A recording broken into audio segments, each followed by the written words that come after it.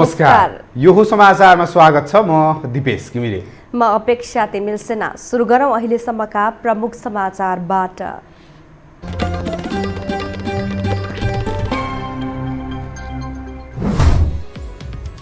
प्रधानमन्त्री ओलीले भोलिका लागि बोलाए सर्वदलीय बैठक। सडकमा उर्लिएको आन्दोलन लगायत विषयमा छलफल हुने।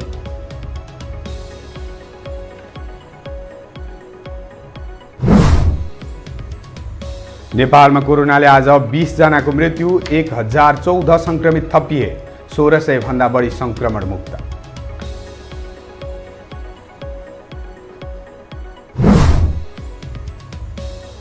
अलपत्र आयोजना पूरा गर्न निर्माण व्यवसायीले मागे सरकारसँग 1 वर्ष म्याद। कोरोनाका कारण काम पूरा गर्न नसकेको प्रतिक्रिया।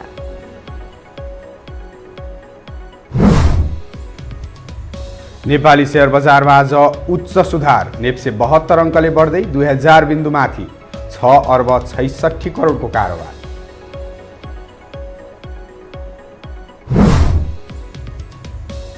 र भारतमा पनि कोरोना विरुद्ध खोपको परीक्षण तीव्र। एसआईआईले माग्यो प्रयोगका लागि सरकारसँग अनुमति।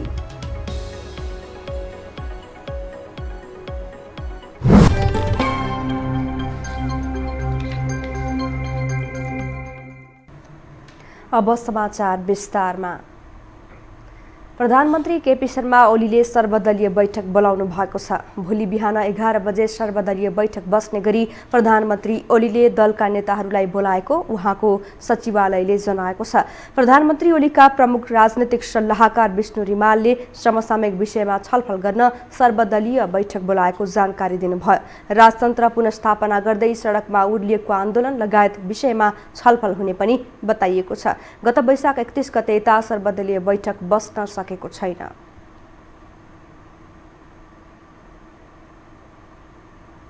राष्ट्रिय प्रजातन्त्र पार्टी राप्रपाका 3 अध्यक्षले मुलुक जोगाउन राजसंस्था अपरिहार्य भएको बताएका छन्। पार्टी मुख्यालयमा आयोजित कार्यक्रममा 3 अध्यक्षले हिन्दू राष्ट्र र संवैधानिक राजसंस्था पुनर्स्थापना गर्न सबै नागरिक उठ्नुपर्ने बेला आएको बताएका हुन्। उनीहरूले देश जोगाउन अहिले पनि देशका लागि संवैधानिक राजसंस्था र हिन्दू राष्ट्र आवश्यक रहेको बताए। अहिले राजतन्त्रको पक्षमा भइरहेको प्रदर्शन र आन्दोलनप्रति पनि उनीहरूले समर्थन गरे। मुलुकले अहिलेको चलेको परिस्थिति सहने पक्षमा छैन। बदलाव खोजिरहेको छ। त्यो बदलावको बाटोमा अहिले उत्रेका समस्त युवा साथीहरूको साथमा राष्ट्रिय प्रजातन्त्र पार्टी अगाडि बढ्नेछ। यो ठाउँ ठेगानमा पुर्याउनेछ। हिन्दू राष्ट्र र राजसंस्थाको पुनर्स्थापनाको निमित्त आज जुन ढङ्गबाट स्वस्फूर्त रूपमा जनताले लिएर हिँडिरहेका छन् त्यसले हामीलाई खुसी लाग्नु स्वाभाविक। र ती अभियानमा हाम्रो सद्भाव समर्थन रहनेछ। हाम्रो देशमा आजको परिस्थितिमा राजसंस्थाको आवश्यकता छ, किनभने हामीले देखिसक्यौँ राष्ट्रपति भनेको सबैको अभिभावक होइन। एउटा पार्टीको एउटा पार्टीमा पनि एउटा गुटमा पनि केही व्यक्तिहरूको सीमित भएका छन् राष्ट्रपतिले।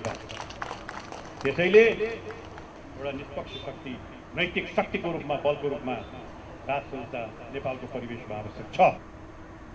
राप्रपाका अध्यक्ष तरले हिन्दू राष्ट्र र राजसंस्थाको पुनर्स्थापनाका लागि जनता सडकमा उत्रिएको र सबै राजनैतिक शक्तिले उत्सुकताका साथ हेरिराखेको तर्क गरे। यसलाई अब राप्रपाले नेतृत्व गरेर आन्दोलन निष्कर्षमा पुर्याउनु पर्ने बेला आएको उनीहरूको भनाइ थियो।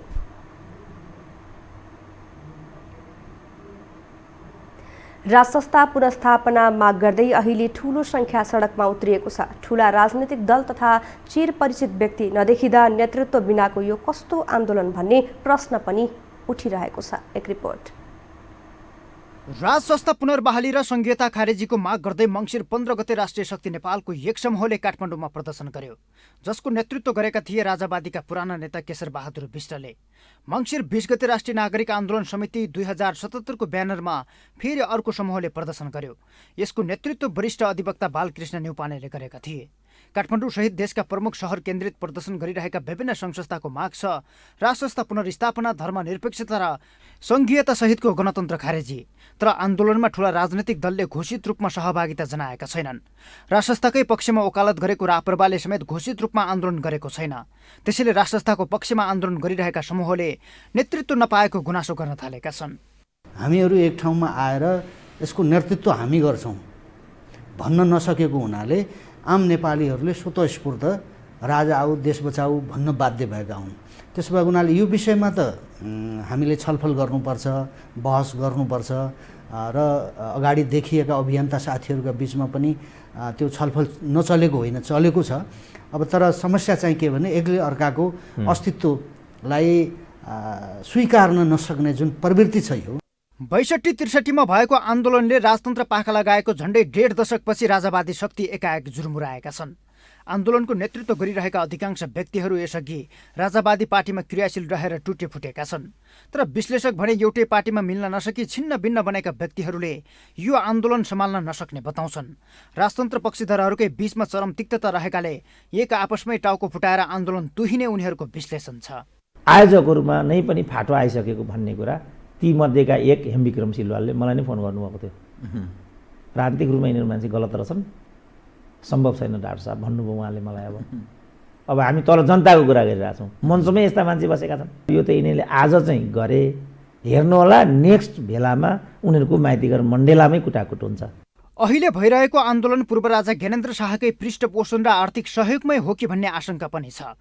तर पूर्व राजाबाट कुनै खालको सहयोग नभएको आन्दोलनमा होमिएका नेताहरूको भनाइ छ। यस अर्थमा यी आन्दोलनमा कुनै त्यस्तो अनुहार देखिँदैन जसलाई जनताले पत्याउन सकुन्। यो हो टेलिभिजनका लागि सन्तोष बिके थापा, काठमाडौँ। अब बाँकी समाचार। प्रमुख प्रतिपक्षी काङ्ग्रेस फागुन 7 देखि 10 गतेसम्म महाधिवेशन गर्ने मूल दायित्वबाट पछि हटेको छ। अन्तर्कलह मिलाउन नसक्दा तोकिएको समयमा महाधिवेशन गर्न चुकेको काङ्ग्रेस महाधिवेशनका गतिविधि ठप्प पारेर सरकार विरुद्ध उत्रिने तयारीमा रहेको हो। एक रिपोर्ट। गत बुधबार वरिष्ठ नेता रामचन्द्र पौडेल गिरफ्तारीमा परेपछि काङ्ग्रेसले देशभर विरोध जनायो।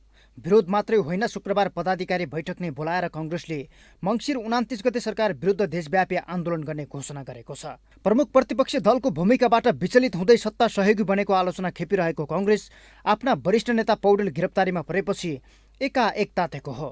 फाल्गुन 7 देखि 10 गतेसम्म 14औं महाधिवेशन गर्ने तय गरेको काङ्ग्रेस सबै गतिविधि ठप्प पारेर सरकार विरुद्ध खनिन लागेको हो। सडक र सदन प्रतिपक्षले भन्ने सडक र सदन हो, त्यसैले समावेदन गर्नुपर्छ। यी सारा विषयहरू जति जनजीविकाका सवालहरू छन्, जनपक्षीय सवालहरू छन्, देशको सवाल छ, सबै कुरामा संसदमा पनि छलफल हुनुपर्छ र सडकमा पनि हुनुपर्छ। सडक र सदन दुईटै ठाउँबाट हाम्रो अब आन्दोलनभन्दा अर्को उपाय छैन। 4 वर्षीय कार्यकाल सकिएको 1 वर्षपछि महाधिवेशनको मिति तोकेको काङ्ग्रेसले अब कहिले महाधिवेशन गर्छ अन्यल नै छ। पार्टीभित्रको किचलो, छिन्न भिन्न संगठन, क्रियाशील सदस्यको निर्धारण र विश्वव्यापी कोरोना महामारीको असरका कारण फागुनमै महाधिवेशन गर्न नसकिने नेताहरू बताउन थालेका छन्। अब सम्पूर्ण कार्यतालिकै प्रभावित भइसक्यो। अब अहिले आएर हामीले फागुनमा महाधिवेशन गर्छौँ भनेर भन्यो भने त्यो झुटको खेती हुन्छ। हामीले अब यो मङ्सिरसम्ममा क्रियाशील सदस्यहरूको अन्तिम किनारा गर्ने भनेका छौँ। अब भएन भने अलिकति लम्बेला हेरौँ। पहिला क्रियाशील सदस्य टुङ्ग्याइसकेपछि यसको छनौट र अन्तिम किनारा टुङ्ग्याएपछि अनि त्यसपछि अगाडि हामी चाहिँ जान सक्छौँ, महाधिवेशनको मितिहरू तोक्न सक्छौँ। मुलुकका 77 वटै जिल्लामा क्रियाशील सदस्यता वितरण, गाउँ, नगर, जिल्ला र प्रदेश अधिवेशन मार्फत महाधिवेशन प्रतिनिधि छान्न काङ्ग्रेसलाई हम्मे मात्रै होइन निकै चुनौती देखिएको छ। तर यही चुनौती छल्न काङ्ग्रेसले सरकार विरुद्ध आन्दोलनको बहाना बनाएको आकलन गरिएको छ। यो हो टेलिभिजनका लागि क्यामेरामा शिरज श्रेष्ठका साथमा सन्तोष बिके थापा, काठमाडौँ। नेपालमा कोरोना संक्रमणले थप 20 जनाको मृत्यु भएको छ। यससँगै संक्रमणले ज्यान गुमाउनेको संख्या 1614 पुगेको छ।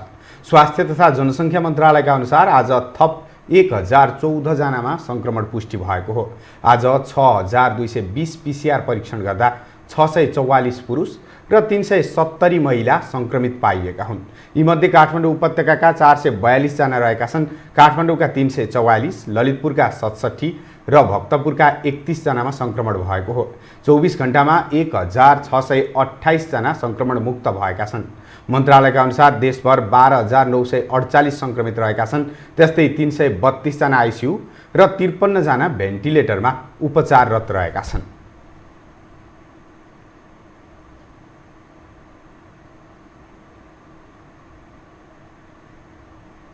हामीसँग समाचार बाँकी नै छन्, अहिलेलाई विश्राम।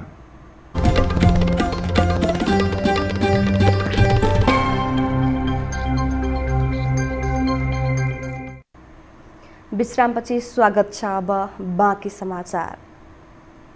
निर्माण व्यवसायीले लामो समयदेखि अलपत्र रहेका आयोजना सम्पन्न गर्न म्याद थपको माग गरेका छन्। कोरोना संक्रमणको त्रास, लकडाउन र निषेधाज्ञाले काम गर्न नसकेको भन्दै नेपाल निर्माण व्यवसायी महासङ्घले समय थप गर्न सरकारसँग माग गरेको हो। एक रिपोर्ट।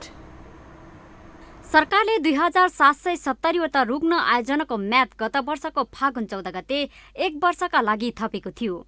त्यसको केही समयपछि नेपालमा पनि कोरोना संक्रमणको कहर सुरु भयो। 4 महिना लामो लकडाउन र त्यसपछिको निषेधाज्ञाका कारण धेरै निर्माण आयोजना समयमा सम्पन्न हुन सकेनन्।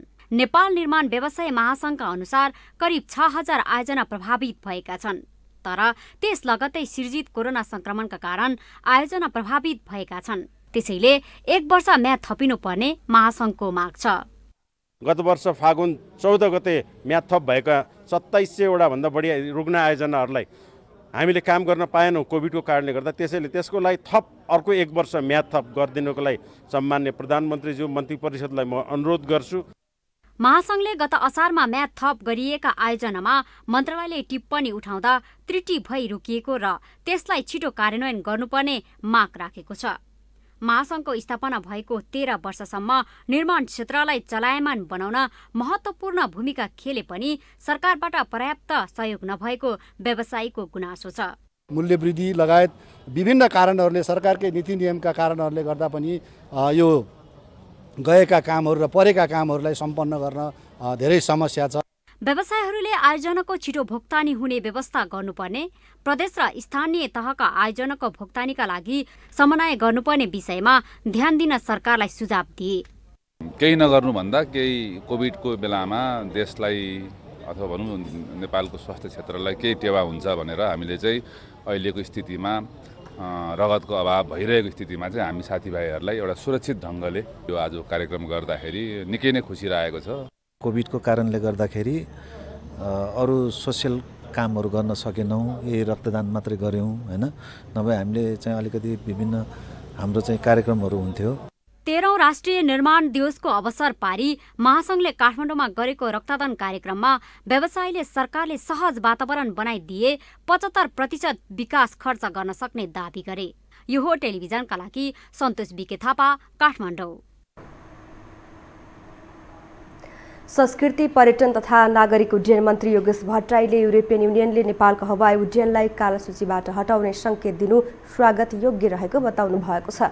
अन्तर्राष्ट्रिय नागरिक उड्डयन दिवसका अवसरमा काठमाडौँमा आज आयोजित कार्यक्रममा भट्टराईले युरोपियन युनियनले जारी गरेको स्टेटमेन्ट स्वागत योग्य भएको बताउनु भएको हो। पछिल्लो समय नेपालले नागरिक उड्डयन क्षेत्रमा संगठनात्मक पुनर्संरचना गर्न ड्राफ्ट तयार गरी संघीय संसदमा छलफल भइरहेको छ। संसदबाट विधेयक पारित भएपछि युरोपियन युनियनले उठाएका अधिकांश चासो सम्बोधन हुने बताइएको छ।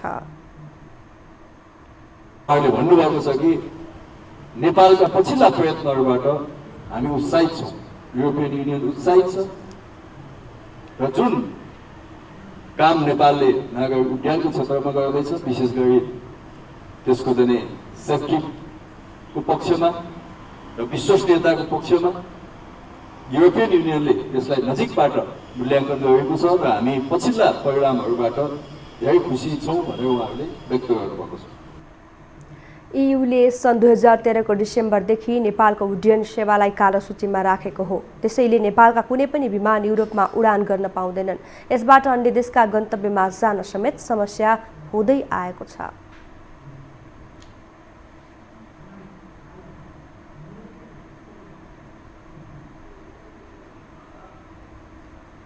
अब पालो आर्थिक समाचारको।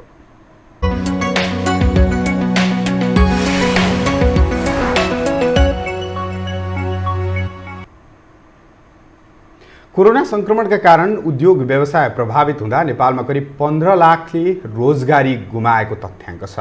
त्यस्तै वैदेशिक रोजगारबाट 1.5 लाख बढी युवा स्वदेश फर्किए। सरकारवालाले रोजगारी सङ्कट समाधान गर्नका लागि श्रमिक, उद्योग र सरकारबीच समन्वय हुनुपर्नेमा जोड दिएका छन्। एक रिपोर्ट। सरकारवालाले कोरोना संक्रमणबाट प्रभावित अर्थतन्त्रमाथि उठाउन उद्योग र श्रमिकबीच समन्वयको आवश्यकता रहेको बताएका छन्। नेपाल उद्योग वाणिज्य महासङ्घका वस्तुगत उपाध्यक्ष रामचन्द्र सङ्गाई रोजगारी गुमाएकालाई रोजगारीमा फर्काउन ठूलै चुनौती रहेको बताउँछन्। पर्यटन, रेस्टुरेन्ट, साना तथा मझौला उद्योगलाई पुरानै अवस्थामा फर्काउन अझै 2-3 वर्ष लाग्ने उनको भनाइ छ। कोरोनाको जोखिम कायमै रहेकोले उद्योग व्यवसायलाई पहिलेकै अवस्थामा फर्कन अझै निकै समय लाग्ने देखिन्छ। होटल, रेस्टुरेन्ट र साना उद्योगलाई पूर्ववत अवस्थामा फर्किन करिब 2-3 वर्षसम्म लाग्ने अनुमान छ। ट्रेड युनियन काङ्ग्रेसका कार्यवाहक अध्यक्ष महेन्द्र यादव भने श्रमिक र उद्योग बीचको सम्बन्ध सुधार्नुपर्ने अवस्था आएको बताउँछन्।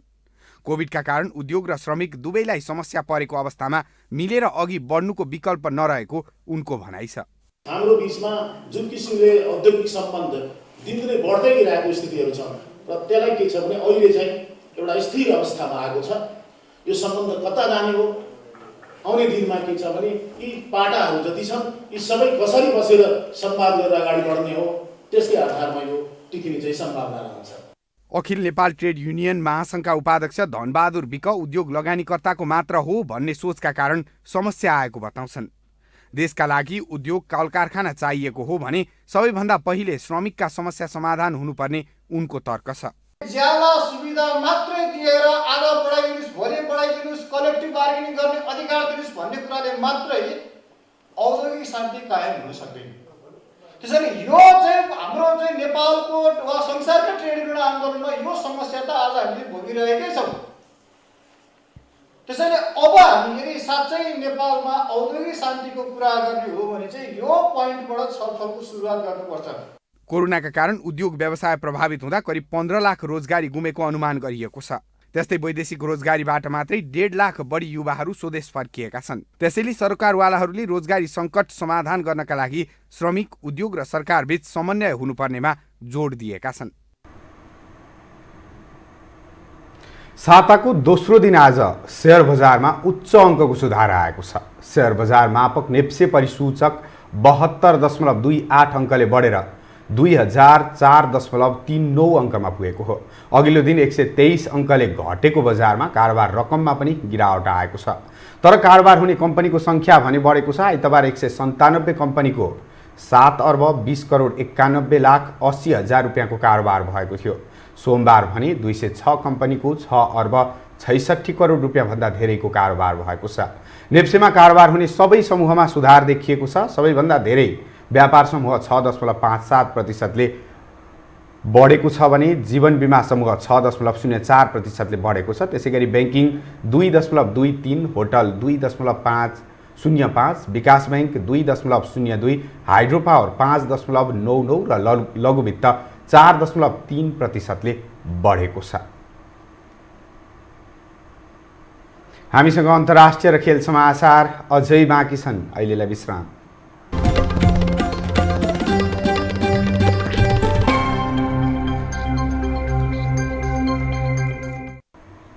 विश्रामपछि स्वागत छ। अब अन्तर्राष्ट्रिय समाचार।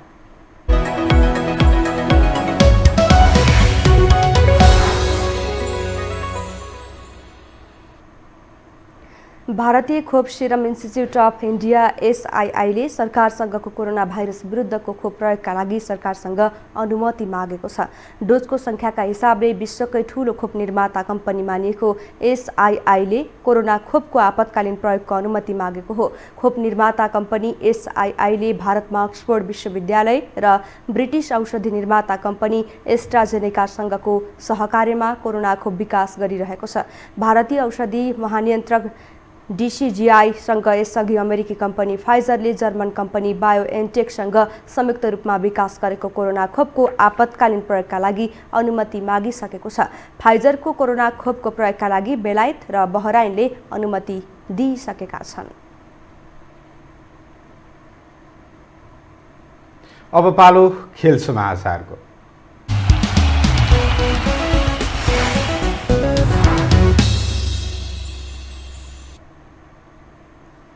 विभागीय टिम आर्मीले राष्ट्रिय खेलकुद परिषद राखेपमा बेग्लै फुटबल क्लब दर्ता गरेको छ।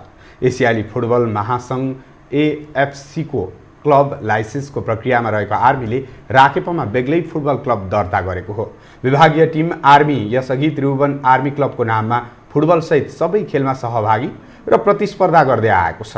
एपिएफको क्लब लाइसेन्स प्राप्तिका लागि आर्मी बेग्लै फुटबल क्लबको रूपमा दर्ता हुनुपर्ने बाध्यात्मक अवस्था सृजना भएको थियो। खेल समाचारसँगै हामी यो समाचारको अन्त्यमा आइपुगेका छौँ। जाँदा जाँदै प्रमुख समाचार पुनः एकपटक।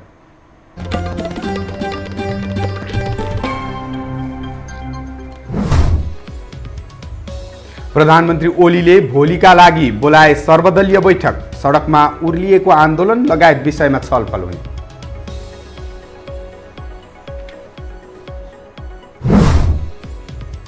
नेपालमा कोरोनाले आज 20 जनाको मृत्यु, 1014 संक्रमित थपिए, 1600 भन्दा बढी संक्रमण मुक्त।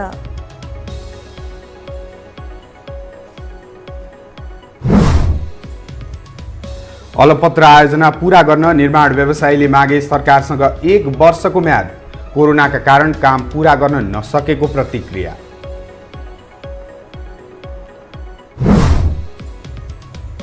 नेपाली शेयर बजारमा आज उच्च सुधार, नेप्से 72 अङ्कले बढ्दै 2000 बिन्दुमाथि, 6 अर्ब 66 करोडको कारोबार। र भारतमा पनि कोरोना विरुद्धको खोप परीक्षण तीव्र, एसआईआईले माग्यो प्रयोगका लागि सरकारसँग अनुमति।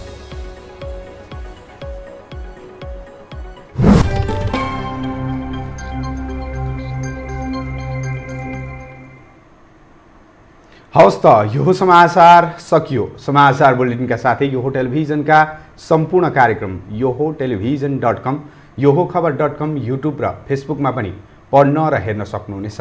मोबाइलमा योहो टिभी एप डाउनलोड गरी हामीलाई प्रत्यक्ष हेर्न सक्नुहुनेछ। तथ्य सहितको निष्पक्ष समाचारका लागि योहो टेलिभिजन हेर्दै गर्नुहोला। नमस्कार।